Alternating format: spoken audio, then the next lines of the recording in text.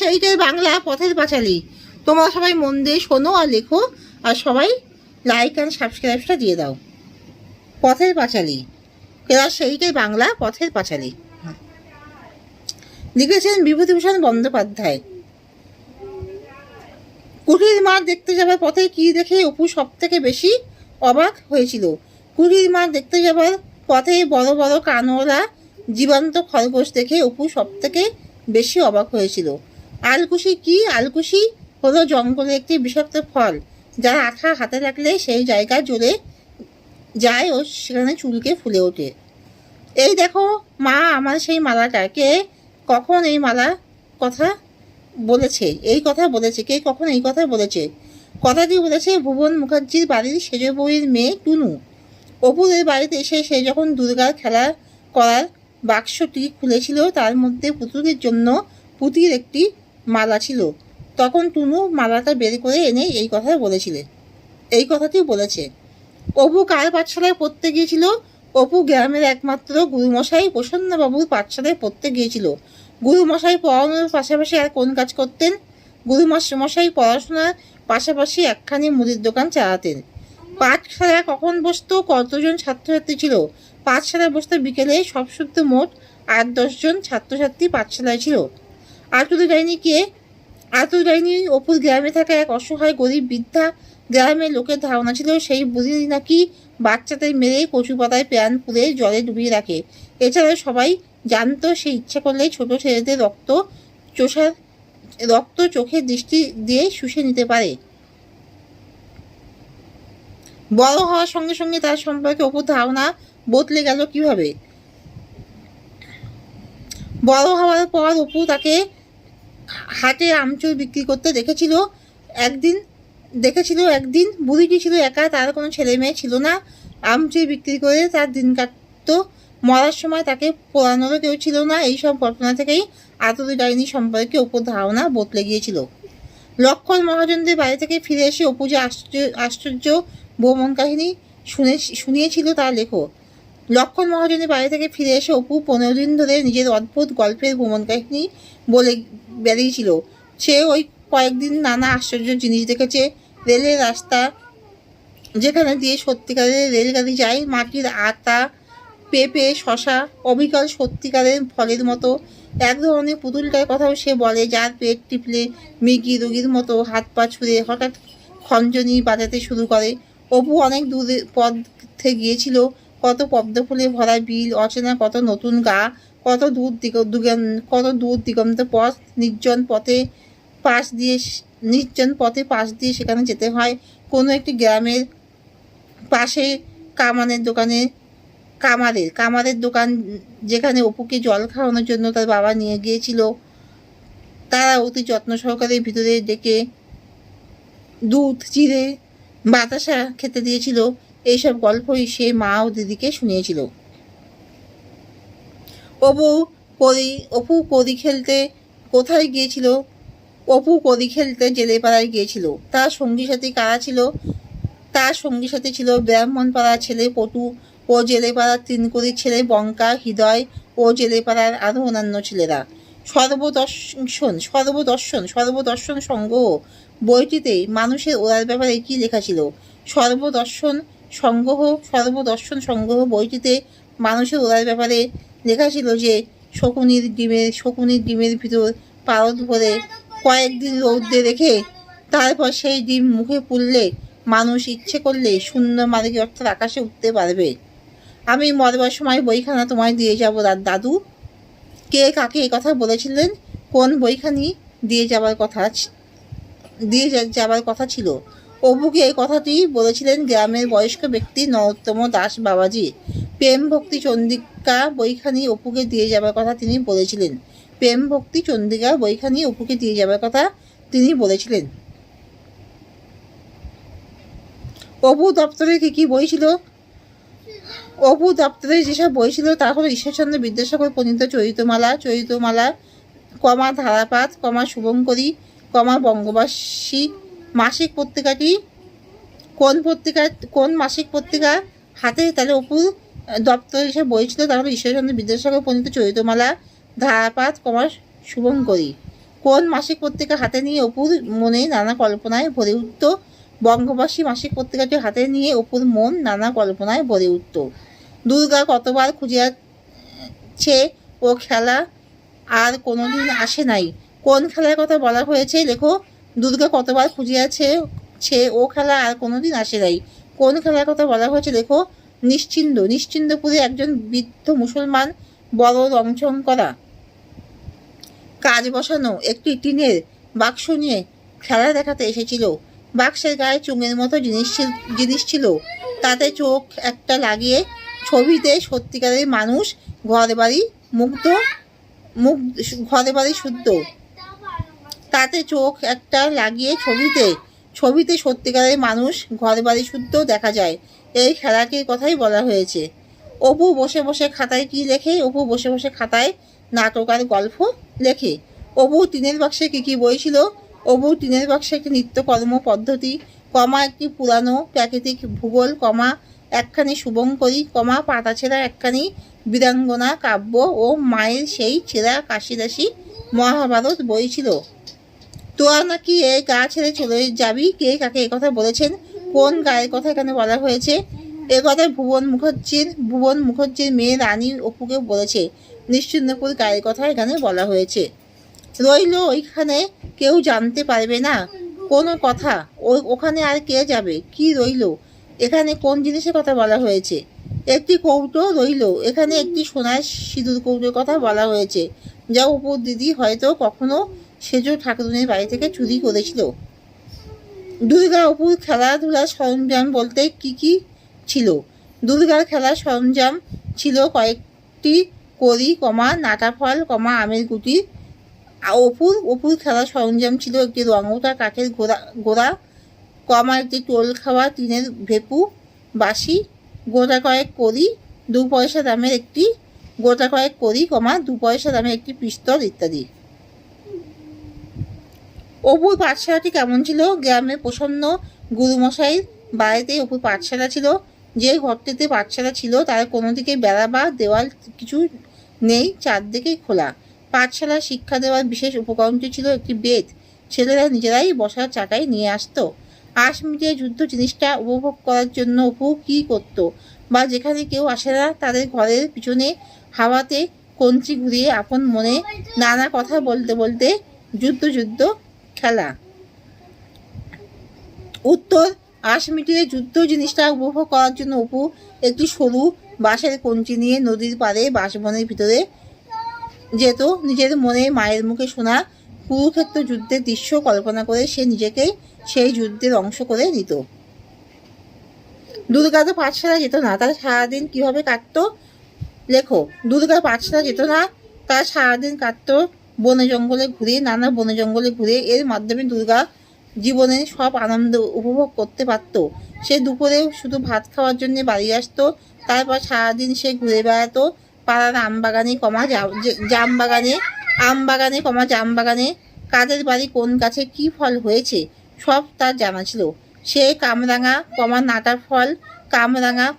ফল, আমের গুটি এইসব সংগ্রহ করতে ব্যস্ত থাকতো। তাছাড়া পুতুলের ঘর সাজানোর জন্য নানা জিনিস সংগ্রহ করতেও সে ব্যস্ত থাকতো। বাছুর খুঁজতে বেরিয়ে দুর্গা অপু কিভাবে পথ হারিয়েছিল? বাছুর খুঁজতে গিয়ে দুর্গা অপুকে রেলের রাস্তা দেখতে যাওয়ার কথা বলেছিল, যা ছিল তাদের দক্ষিণ মাঠের থেকে অনেক অনেক দূরে। দুজনে নবাবগঞ্জের পাকা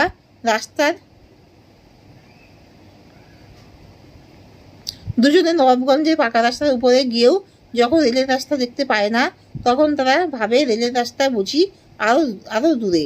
দৌড় দিতে দিতে তারা পাকা রাস্তা ফেলে বন, মাঠ, বিল, জলা, এসব ভেঙে দক্ষিণ দিকে দৌড়াতে থাকে। দৌড় দিতে দিতে তাদের চেনা রাস্তা, বন জঙ্গল সরে যেতে থাকে। নবাবগঞ্জের লাল রাস্তা, রোয়ার মাঠ, জল ছত্রতলা, ঠাকুরজি পুকুর তাদের বাঁ দিকে ডান দিকে দূরে পড়ে থাকলো। খানিক দূরে গিয়ে একটা বড় জলা পড়লো। সেখানে উন্মুক্ত প্রকৃতির মাঝে বাঁধ ভাঙা উচ্ছ্বাসে তারা পথ হারিয়ে ফেললো।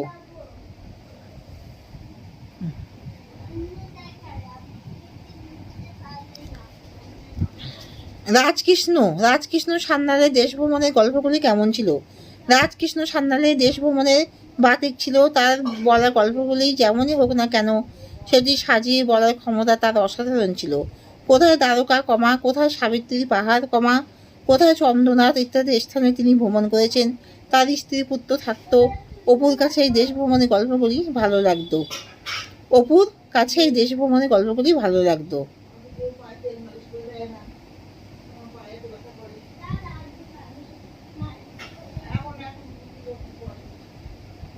একদিন পাঠশালায় এমন একটি ঘটনা হইয়াছিল যাহা তাহার জীবনের একটি নতুন অভিজ্ঞতা। অপুর জীবনে সেই নতুন অভিজ্ঞতাটি কি? পাঠশালায় ঘটে যাওয়া অপুর জীবনে সেই নতুন অভিজ্ঞতাটি ছিল শ্রুতি লিখন করা। সেদিন পাঠশালায় অন্য কেউ উপস্থিত না থাকায় কোনো গল্প গুজব হলো না, পড়াশোনায় হচ্ছিল। অপু পাঠশালায় গিয়ে বসে পড়েছিল। এমন সময় গুরুমশাই শ্রুতি লিখতে বললেন। গুরুমশাই মুখে মুখে যা কিছু বলেছিলেন অপু তা বুঝল না। কেবলমাত্র এটা বুঝলো যে কথাগুলি গুরুমশাইয়ের নিজের সম্পর্কে নয়, তবে দাস শ্বশুরের পাঁচালীর মতো, তবে দাশু রায়ের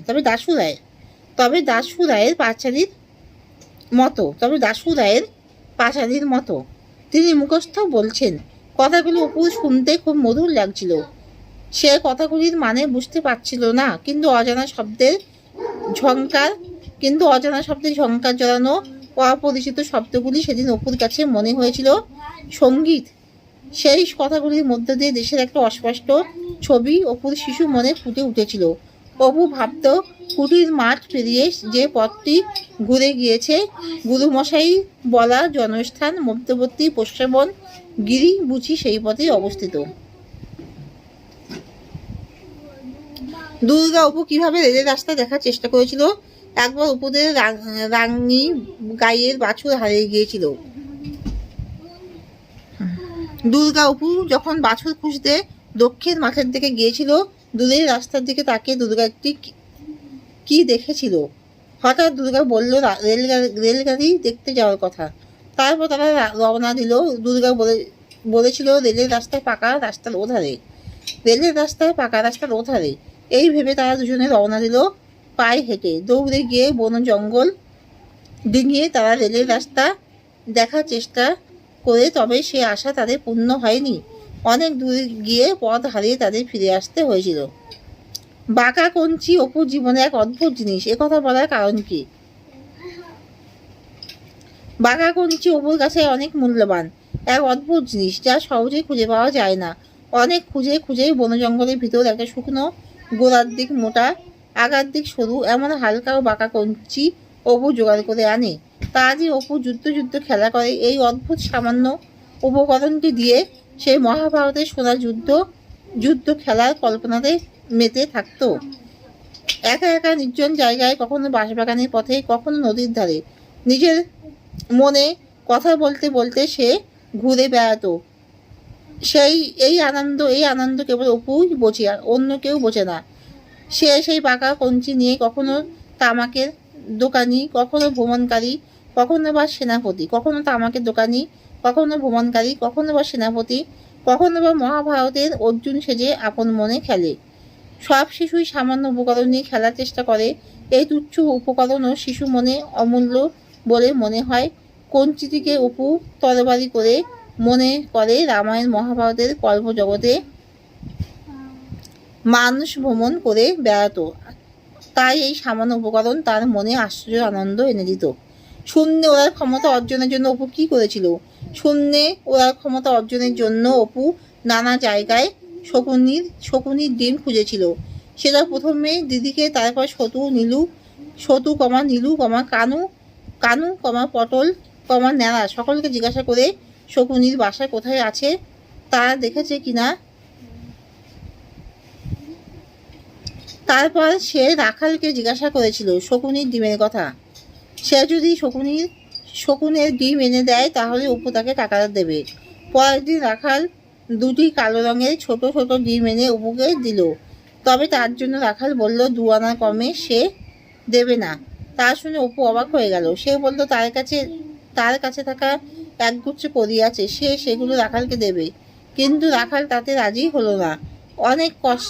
অনেক কষ্টে দিদির থেকে এনে তারপর নিজের প্রিয় পরীগুলির অর্ধেকটাও দিয়েছিল।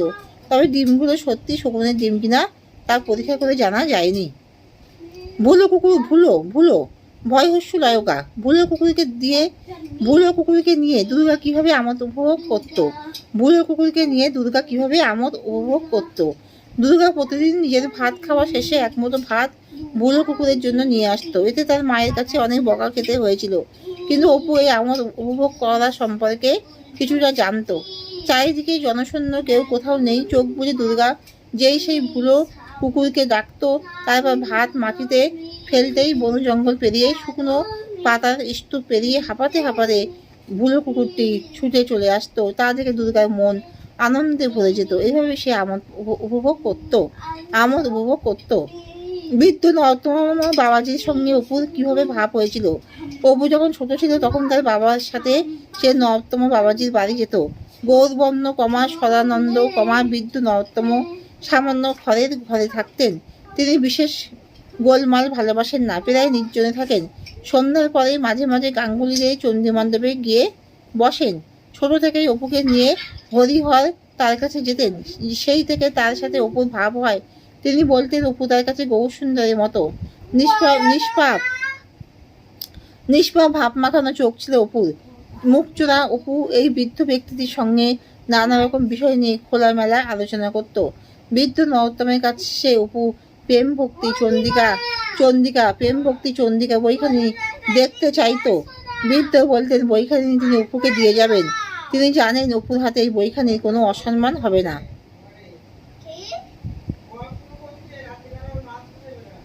অপু দুর্গা চড়ুইভাতির আয়োজন সম্পর্কে লেখো। নীলমণি রায়ের জঙ্গলাকীর্ণ ভিটের ওপারে অপু দুর্গা চড়ুইভাতির আয়োজন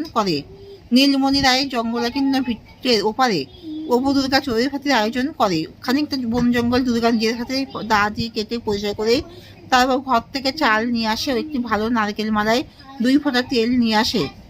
খোলা ঘরের মাটি ছোবার মতো ছোট একটা হাঁড়ি জোগাড় করে এবং কতগুলি মেটে আলু নিয়ে আসে।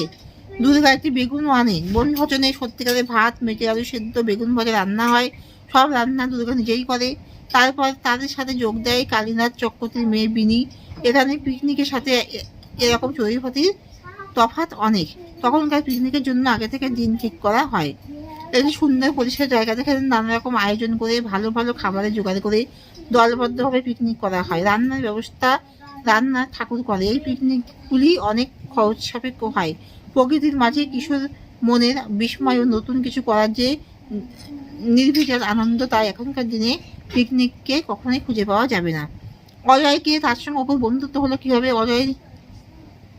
অজয় নীলমণি হাজরা যাত্রা দলের একজন বালক অভিনেতা। অজয়ের সঙ্গে অপুর বন্ধুত্ব হয়েছিল। দেখতে গিয়ে অজয় রাজপুত্রে অভিনয় করেছিল। তারপর যাত্রা শেষে অজয় পান খেতে যায়, সেখানে অপু তাকে পান কিনে দেয়। তারপর তাদের মধ্যে কথাবার্তা হয় এবং অপু অজয়কে বাড়িতে আসতে বলে। যাত্রা চলাকালীন অজয় রোজ অপুদের বাড়িতে খেতে যেত। সব অজয়কে খুব ভালোবেসেছিলেন। দুর্গা অজয়কে নিজের ভাইয়ের মতো ভালোবেসেছিল। অজয় যেহেতু অপুর সমবয়সী ছিল এবং অপু তাকে তার মনের কথা কিছু কিছু বলতে লাগলো। এইভাবে দিন যেতে যেতে তাদের মধ্যে বন্ধুত্ব হয়ে গেল। তাদের মধ্যে বন্ধুত্ব হওয়ার অপু মনে মনে স্বপ্ন দেখেছিল সে বড় হয়ে সেই যাত্রা দলে অভিনয় করবে। এখানেই শেষ করছি।